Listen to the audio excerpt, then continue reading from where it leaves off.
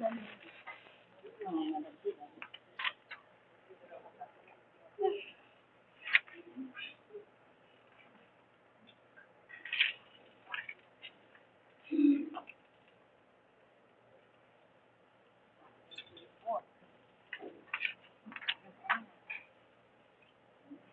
isang magandang tanghali po sa ating lahat. Magandang tanghali. Hello po. So, first and foremost, gusto ko pong pasalamatan ang presence ng lahat sapagkat pagamat umuulan ngayon, kayo ay nagbigay ng panahon at nawa ito pong ating gagawing General Assembly and Election of Federation Officers ng Kalipi ay maging matagumpay. At nandito na po sa ating harapan ang ating voting City Councilor, si Ma'am Nina Lopez. Siya po ang ating committee chair ng Women, Family and God. At siya rin po ang isa sa may akda ng resolution with approval po ng ating mayor upang ating buhayin at pagkaisahin ang mga kalipunan ng Liping Pilipina dito sa atin sa Valenzuela. So, bigyan po natin ng pagkakataon ang ating voting city councilor upang magbigay ng brief background and inspirational message to all of us. And then mamaya po, kasunod nito, ay para i-acknowledge ng lahat ng mga present ngayon at sa ganoon, makilala niyo po ang bawat isa sapagkat ito po ay election, kaya dapat lang po na magkaroon ng pagkakakilanlan ang bawat isa. So, muli po, tinatawagan po natin ang ating voting city councilor upang magbigay ng brief background of the Kalipi and of course, magbigay ng inspirational message sa ating lahat.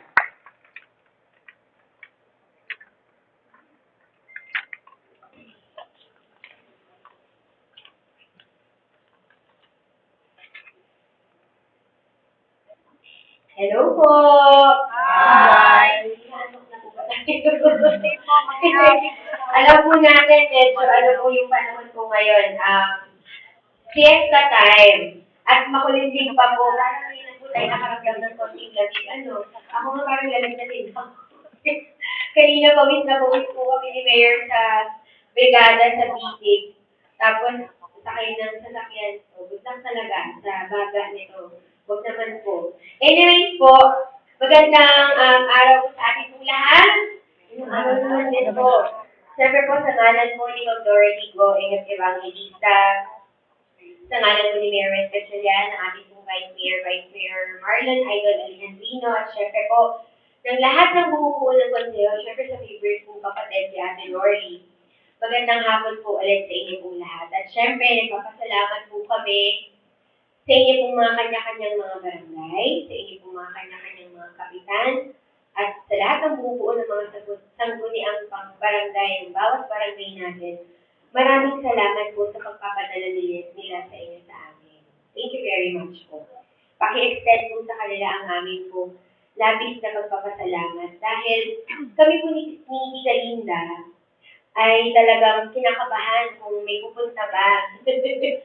Kasi, aminin po natin, talagang ang mga information na nakakarating minsan, siyempre dahil malapit na yung eleksyon, aminin po natin, dahil malapit na eleksyon, minsan parang nagkakaroon ng comparison bakit yung sa Kalipi, sa ibang grupo or something ganyan.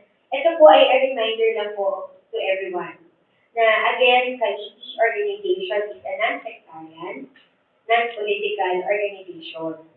Ang priority po ng Kalipi po ay syempre matutunan po ang pangangailangan ng mga kababaihan at may ipaglaban po ang karapatan ng kababaihan. Gumawa po ako ng konting notes para po safe po tayong lahat.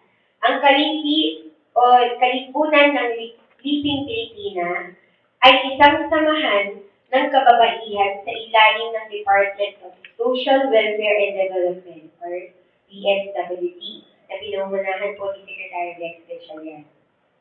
Ito ay nabuo noong 1990. Malamang wala pa po tayo pare-parehas sa ating mga sinalalagyan po. Bata ko po tayo doon. At syempre po, sa pamamagitan ng DSWD, Bureau of Women's Welfare upang palakasin ang partisipasyon at kapakanan ng kababaihan sa mga komunidad noong 1996. Noong 1990. Kaya noong 1996 po, formal itong nairehistro bilang Kalipi National Federation. Bilang isang non-sectarian at non-political na organization, bukas ang Kalipi sa lahat ng kababaihan, anuman ang kanilang relihiyon, paniniwala, o politikal na kinabibilangan. Layunin ito na itaguyan ang kapakanan, pagkakaisa at empowerment ng kababaihan. Gayon din ang kanilang aktibong pakikilahok sa mga programang pangkaunlaran at gawaing pangkomunidad. Ang Kalipi ay nagsisilbing daan upang mapalakas ang boses ng mga kababaihan at ang kanilang mahalagang papel sa pagbuo ng mas maunlad at inklusibong lipunan. So, clear po tayo lahat doon.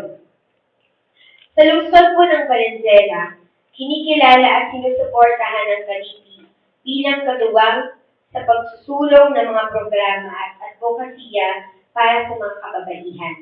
Dahil po yan sa resolution po natin na itinatag sa lungsod ng Valenzuela sa pakikipagtulungan at suporta po ng lahat ng bumubuo ng konseho ng ating lungsod, ay na-institutionalize po natin at nahikayat po natin na ang bawat barangay ay maglikha o bumuo ng Kalipi organization. Again, this is to fight for the rights and para po maipaglaban po natin ang empowerment po ng bawat kababaihan sa ating lungsod. Again po, kinikilala din po ng lungsod ng Valenzuela na marami po tayong women's organization. Di ba po?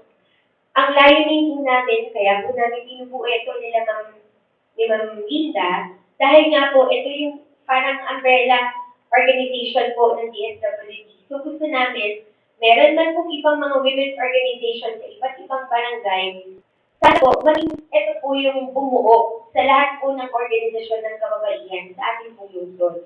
Di po natin ikakaila na meron pong active organization sa bawat barangay, sa kapitan, sa kagawad, at sa iba pa. Non-government man yan, non-political po yan. Dapat po natin itong pagkaisahin at pagsama-samahin para sa layunin at sa kapakanan po ng bawat babae sa ating lungsod sa Valenzuela. So, sana po makapagtulungan po tayo at sana po makapagtalaga po tayo ng opisyalis po ngayon na tutulong po sa atin para patibayin at mas mapalayo pa po natin at mapa-expand pa po natin ang organisasyon po ng Kalipi sa lungsod ng Valenzuela. Kaya muli, maraming salamat po sa inyong pong partisipasyon at salamat po sa inyong pong panahon na itinugol po po rin sa amin. Kaya magandang hapon and God bless you. Thank you po.